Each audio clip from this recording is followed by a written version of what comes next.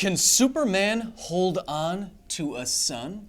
Well, in the last episode of Because Science, we were evaluating whether or not you could break into the Fortress of Solitude, and that involved picking up a key, which Superman said weighed 500,000 tons because he made it out of dwarf star material.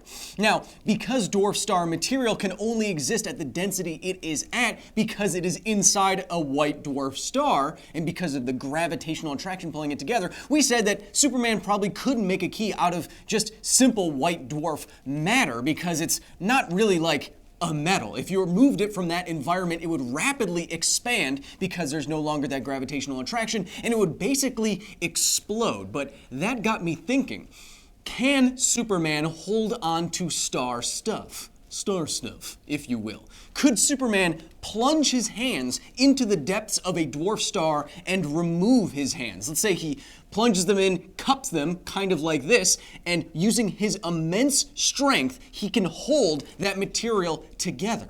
Well, inside a white dwarf star, there is a mean density of 10 to the 24th dynes a mean pressure, it's live, a mean pressure of 10 to the 24th dynes per centimeter squared, and dynes is just a measurement of pressure. Now, later on in All-Star Superman, they are testing, the same comic that the key is in, they are testing the limits of Superman's strength after he becomes supercharged. And Professor Quintum, I believe his name is, says that Superman can push against with his arms and hands. He can lift 200 quintillion tons. Now, I'm going to take that to mean that Superman can exert a force of 200 quintillion metric tons. So if you convert that to newtons, it's about 10 to the 24th newtons. Those two values are very close. Now, I measured my hands cupped like this to kind of get a radius in between them, like I was holding on to a sphere. And using that radius, getting the surface area that this force would be distributed over, the surface area inside my cupped hands that I could apply a force over because pressure is force divided by area, you get a pressure that Superman can exert with his cupped hands that is 100 times more than the mean density inside of a white dwarf star. So using these numbers and ignoring a lot of other stuff, like temperature and getting inside a white dwarf star in the first place, yeah, Superman could hold a star, or at least some star material. Isn't that amazing? It's kind of like All-Star Superman. Hello and welcome to another edition of Because Science Live, the live portion of this channel where I take all your comments, questions, and corrections and weird comments about me personally, and I try to address them directly live off the top of my head. If I don't know something, I will not try to speculate and answer it. That's not what science is about, but I know a little bit about a lot of sciencey stuff. I'm no expert, but consider me your nerdy guide through pop culture and science and, let's be honest, entry-level math. Speaking of large numbers, before we start, Because Science on YouTube is, I think, less than 100 people away from 750,000 subscribers in under a year. So if you're watching and you haven't subscribed and you want to, do so now and make my day by the time this stream is over. I got Nate here somewhere. Yeah, I'm here. Okay. Again, that doesn't help. What do we got? Who's, where are my super nerds? From Allison Ross. Hello. Hi, Kyle. You rock. Thank you. Here's my question. I also roll. Do you think that there is any validity to the idea of lucid dreaming? Oh, no. From what I understand, lucid dreaming is very much a thing where... for those of you who don't know, lucid dreaming is, maybe I'm simplifying too much because I haven't looked into it a lot, but lucid dreaming is dreaming but being aware that you're in the dream while you are in the dream. And as far as I know, there is a lot of research on how you can teach yourself to lucid dream and kind of control your own dreams. I may be getting too personal here, but when I was a kid, I had reoccurring nightmares of being torn apart by zombies over and over again. And anyway, it got so bad that I had trouble sleeping, and I dreaded going to sleep because I knew what was going to happen to my incorporealness. So I taught myself to realize that I was in a dream. And I distinctly remember, maybe it's a false memory, but I distinctly remember that one night I was being chased by zombie dogs. Those are scary. And I gave myself a rocket launcher in the dream, and I dealt with that. And then I stopped having that reoccurring nightmare. So I don't know if that was really an example of teaching yourself to lucid dream, but as far as I know, Allison, it is definitely a real thing that you can do and you can experience. Maybe not control as much as gurus say, but it definitely happens to you. And I think another piece of advice to know if you're in a dream while you're lucid dreaming or not is try messing with the environment in weird ways. Like if you're in a room, try flicking the light switch on and off and see what happens. And you can immediately, nothing happens. You can immediately realize that you might be in a dream or that someone didn't pay their power bill. What's next? From David Matthews. Hello, David. If you went back to school, would you continue studying physics or explore another field? Interesting. So my background is in civil and environmental engineering. It's civil engineering, the course, but a major in environmental engineering because I wanted to do something about climate change. So that's why I'm on the internet now. But if I had to go back to school, I don't know if I would continue. You say physics, and engineering is a lot of physics, which is why I usually deal with that. But if I had to go back, I don't know if I'd continue into engineering. Environmental engineering seems very fruitful for me, where you could help with wastewater treatment plants or green energy or something like that. But if I had to do it all again, astrophysics, astronomy has always been very appealing to me. And unlike a lot of kids, I never lost that dream of being a marine biologist. I would still love to do something like that. You can just lose me at an aquarium. I'm gone. So if I had to go back, maybe one of those. Who knows? Maybe later on in life when every part of me isn't content. But for now, it is. What's next? From Aisha Bear. It's the first live stream of the year. I'm getting back into the swing of things. Woo! From Aisha Bear. Yes. How would having two hearts, like Doctor from Doctor Who, affect your body? Oh, I don't know. What would having two hearts do to your body? Does Captain Picard have two hearts or just a new heart? Because he was playing Domjot and he got stabbed. Whatever. If you had, I forget. It's one of the great episodes.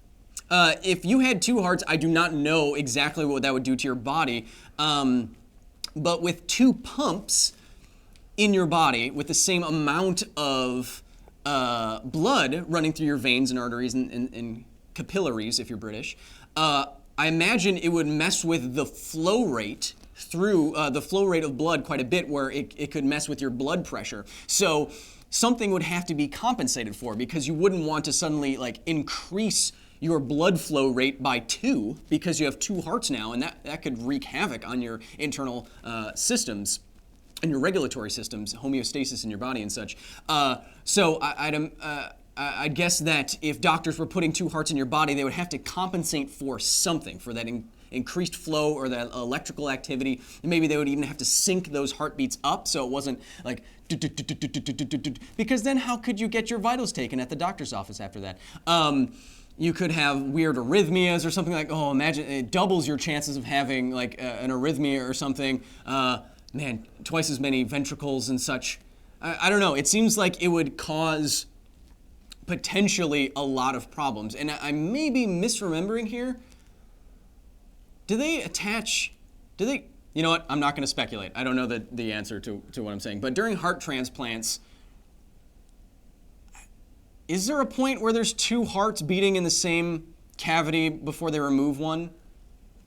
I think, maybe I'm misremembering, but I think I saw something like that happening. If you're in chat and have access to a computer, I don't have access to anything except for me in here. So put it in the chat if that's how they do heart transplants, where there's briefly two hearts attached to you. I think that might be the case.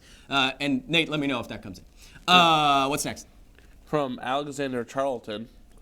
Alexander Charlton. Oh, sorry, I thought I knew you. I don't.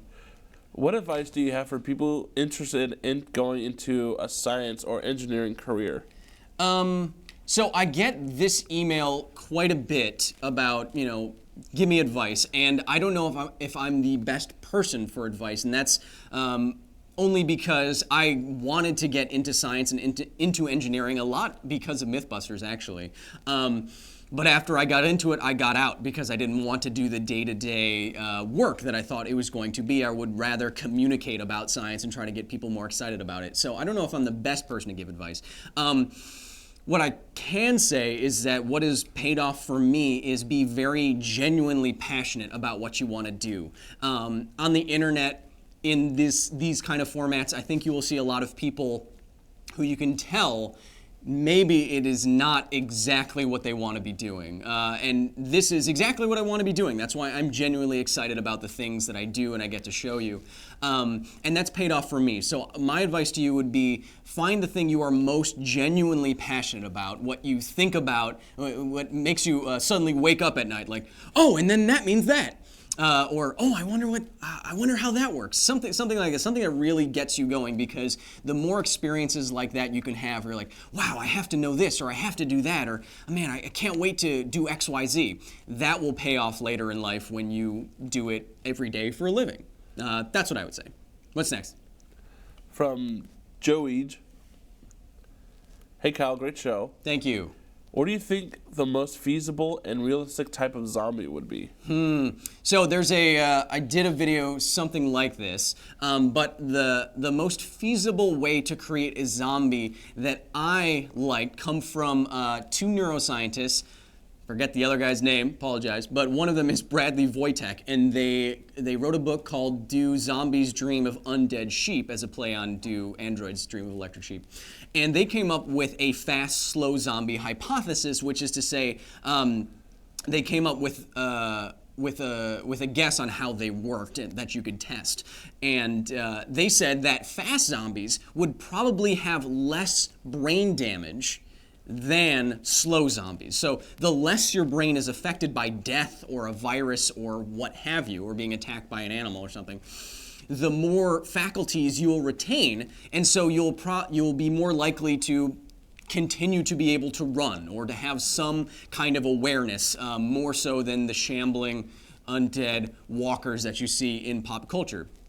Conversely, if you have a lot of brain damage, if you're basically just a walking corpse, then it would be harder for that organism to walk and to reason and to figure things out, because it has a lot more brain damage. So that's my favorite explanation for more realistic zombies, where you probably could affect someone's brain in such a way, destroy certain parts of the brain so that they would become more zombie-like. No feelings of pain, no awareness of self, insatiable hunger. These are things you could probably create in the brain by destroying parts of it. I don't know, I'm not a neuroscientist, but everything you are is up here. So by changing it, you're going to change who you are and how you move and how you think. So I think selectively destroying parts of the brain. Maybe a future mad scientist in some pop culture could create some kind of neurotechnology that would go into the brain and locate certain areas and destroy only those areas, and then it would make someone zombie-ish. It's kind of like a more targeted version of lobotomy. Like we used to do. I don't know if we still do it, but like we used to do for like violent criminals, and lobotomize them so they don't have the same violent urges and tendencies and thoughts. They don't have the same kind of brain they were unfortunate enough to be born with. So targeted lobotomy would be a zombie maker, maybe. Man, everything that I just said sounded like I was an evil person, maybe. What's next? Going back to the heart thing. Yeah, what was it? A lot of people are answering. From Michael Wade, he says, they redirect the blood through a machine while removing and replacing the heart. Huh. I thought I saw a video with two hearts beating in a British man at the same time, because they were doing some kind of interesting transfer. Oh well. Now I know how most of them are done. Thank you, chat. You're so nerdy. What's next? From Gundam 5788. Gundam. One of my favorite shows growing up. What does metal spark when you put it in a microwave? What kind of reaction is happening? Oh man, I hope I know this. Do I know enough about it? Well, you're bombarding something like a fork with electromagnetic radiation, in this case microwaves, and if that causes a buildup of charge on an object like a piece of metal, a buildup of electrical charge, then if there is a small gap in between which charge could flow or jump or rectify itself, positive, negative, that kind of thing, then there could be a spark where there's enough voltage that there's a breakdown of air in between those 2 points, and charge tends to accumulate on sharp points more so than it does on like flat or round points. Then you see that little arc charge. And I think the value is something like 100,000, 10,000 volts per centimeter. I believe that's it. So to cross a gap, if you had a large electrical difference, to break down the air in between that gap and cause an arc like a spark plug does, I think it's 10,000 per centimeter, something like that, or 1,000, something like that. Man, off the top of my head, remembering all these numbers is difficult, but I think it's 10,000 or 100,000 per centimeter, which is quite a bit. So, I mean, think about that. Not all high numbers of voltage are always immediately dangerous. It depends on where it goes in your body, right? If you were to walk along the floor in your house or your apartment or wherever in socks and scoot your feet along the rug, you build up a large you build up electrons all over your body. You're rubbing off electrons from the carpet, and they're jumping onto your body, and they're going onto the surface of your body, and they're distributing themselves across the surface of your body. Now, when you go to touch a doorknob or something that's a conductor, all that charge is building up on a sharp point more so than it would on the rest of your body, like we just said. And when you go to touch a doorknob, there's enough charge differential here between your finger and a doorknob or whatever that it breaks down the air between them and zap. And that's what happens. So I hope that answers your question. I forgot what it was, but I think it's 10,000 per centimeter. Anyway, let me know if it is. Dang, I don't like having to go to crowdsource Google, but First stream of the year, we're getting back into it. What's next? From Pulse R. These are hard. These ones are hard. What do you think is more achievable? Terraforming a planet or achieving the means to travel between star systems? Or would either effort be worth it? Wow. Okay, so what's going to happen first, terraforming or interstellar travel? Oh, wow. That's a very hard question because I feel like they're very different domains of difficulty. Different processes would have to happen. If I had to guess what would happen before what you need to make an entire what you need to increase the speed of a spacecraft so that you get to the nearest star, like Alpha Centauri, very quickly, maybe within one human lifetime, so the people going don't have to die on the way and have kids and stuff like that, or be frozen or whatever.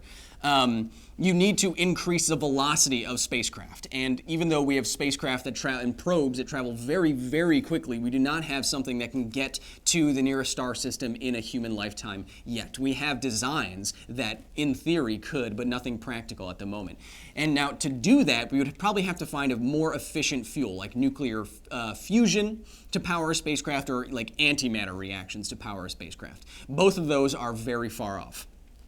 But after you make that kind of fuel, that kind of engine, then you kind of just have to strap it on the back of a spacecraft and go. I'm simplifying, of course, but that's really the long and the short of it, and then you could get to the nearest star system. Just get there, let alone living there is a whole different thing, which leads you to terraforming a planet.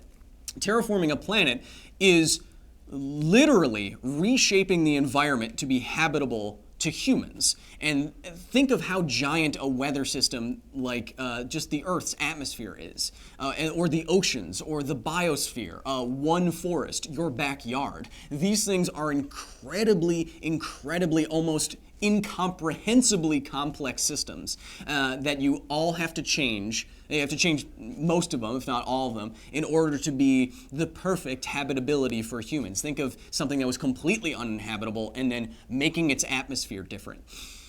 I don't know what technology is going to do that. People talk about, blowing up nukes in the atmosphere to heat up, Mars or what have you, or restarting cores of planets. Those are all gigantic planet-wide undertakings that are going to be a lot harder than just putting a new engine on a spacecraft. So I would say that sending people off to further than we've ever traveled in less time than it's ever taken is going to happen before full terraforming of a planet. You might be able to do terraforming on a much smaller scale, like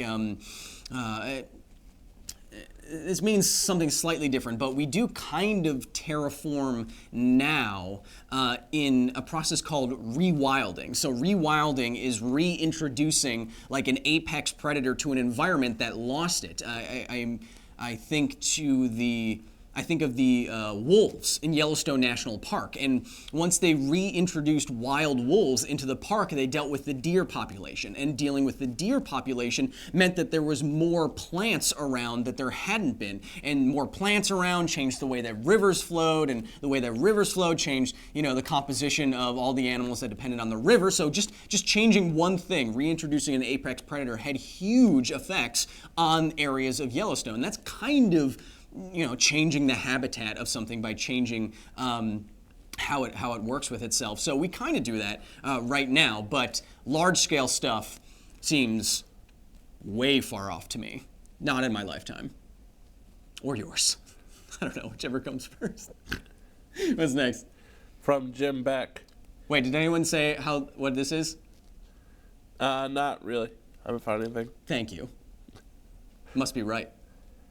What's next? Sorry. From Jim Beck. Jim. My 5-year-old Gavin would like to know what would happen if Neptune disappeared from our solar system. I think it's Gavin. Anyway. Your 5-year-old asked that? Did he? It's fine. What would happen if Neptune disappeared? I don't know. It's a planet. It's large enough to be a planet, unlike some celestial bodies I could mention. So losing it would have gravitational effects on the rest of the solar system. I do not know how big they would be if it just popped out of existence. No idea. I'd suspect it wouldn't be immediately catastrophic, but beyond that, I'd just be speculating. So I don't know. What would be immediately more troubling would be if the moon disappeared. Then you'd see the effects of what the moon was doing for our system, the Earth and Moon system. You'd see those effects a lot more quickly than if a planet like Mars disappeared. So that's what you'd be worried about, Gavin, if anything. What's next? From Simone Turner. Hello, Simone. How likely is it that everything is just a simulation? So the simulation hypothesis states that there is no way for us to tell, well, this is one of the consequences of it, but there's no way for us to tell, no way for us to test whether or not all of this is just a simulation. Because if future us got advanced enough to create simulation technology at a sufficient resolution such that we could not tell the difference, then the chances that we are in a simulation go way up, because once you have simulation technology, and Nick Bostrom, I believe, is the philosopher who originally came up with the simulation hypothesis or theory or whatever he calls it, he says that once you have sufficient enough technology, let's say you turn an entire planet's worth of mass into a computer. That's what he actually says in the paper. If you did that, you'd have so much computing power that you wouldn't just be able to simulate one reality for a population of humans or even simulated humans.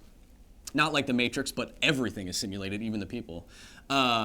You'd be able to create an arbitrary number of realities, millions or billions or trillions of realities. And once all of those realities are as equal as any other, and they look like the reality that we're in because the technology is advanced enough, now there is one real reality and trillions of simulations. So what are the chances if you accept all of those steps that humans could get advanced enough and could make those technologies? If you accept all those steps, then the chances that we are at what Elon Musk calls base reality, okay? Yeah, it's really good. It's very low. Yeah. It's my Elon Musk impression. The chances that we're in base reality is very, very low if there are trillions of potential simulated realities. So, do I believe in it? That's the thing.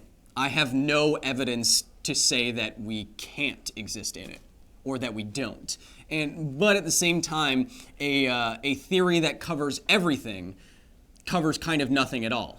Right? Because if we're in a simulation, everything is simulated and we can't prove it and it means nothing for us, then isn't that the same as it not being the case? So it's a very interesting idea and it stimulates a lot of conversation. But I have no strong opinions on it. If we are simulated right now, doesn't matter. Because all that matters are the interactions that we're having. Even if we're simulated, you can still draw meaning from that. Or can we? What's next? Going back to the microwave. Some people saying 10K, some people saying it's 30 kV per centimeter. 30 kilovolts per centimeter? Yeah, that's what I'm saying. Oh, so sorry, I didn't put the V, but 10,000. And some of you are saying 30,000 per centimeter? Yeah. Woo! Within an order of magnitude, baby! Yeah, I think it's 10,000 volts per centimeter breakdown for air. But thank you, again, wow. Now, if you also get us to 750 today, you're really batting 500? Is that good? I don't like sports where average is really good. Anyway. Last question. Last question. From Shathan 1990. Ooh. What do you think about the SpaceX Starship design, aka the BFR? The BFR is really cool to me in that I just heard someone in aerospace talk about this. But like Elon Musk says, I also think that autonomous vehicles are going to be probably the next thing to change society in a big way. But another thing that could change society in a very large way, at least from like global commerce perspective and just globalism in general, is if something like the BFR can do what Elon Musk says it can do, reduce the travel times between like Shanghai and New York to just like 30 minutes by escaping Earth's atmosphere and help, using the Earth's rotation to help and, basically taking a space travel, basically taking a space trip just to travel, across the planet. If you can go from Shanghai to New York in 30 minutes, that will revolutionize business and how we can interact with each other. And if multiple companies across the globe do that, then that is going to change how we interact with each other, just like having cars did or having ships did or something like that. So I think the BFR is very exciting in what it could do. The design itself is it looks like a spaceship. But what it could do, what privatized space travel could do is really game changing, and it is legitimately, no matter what you think of Elon Musk, it is legitimately exciting. So great. Thank you so much for joining me for our first Because Science Live of the year. I hope you have a wonderful weekend. I forgot what day it was until just now. That kind of thing happens in here. But if we did get to 750 by the time you're watching this, or as you're watching this, thank you so much. It has been an amazing, almost full year of the channel, and I can't wait to show all of you what we got coming up in 2019 this year. It's going to be good. So have a wonderful rest of your day and your weekend, and don't forget, be nice to each other, because simulated or not, this is all we got.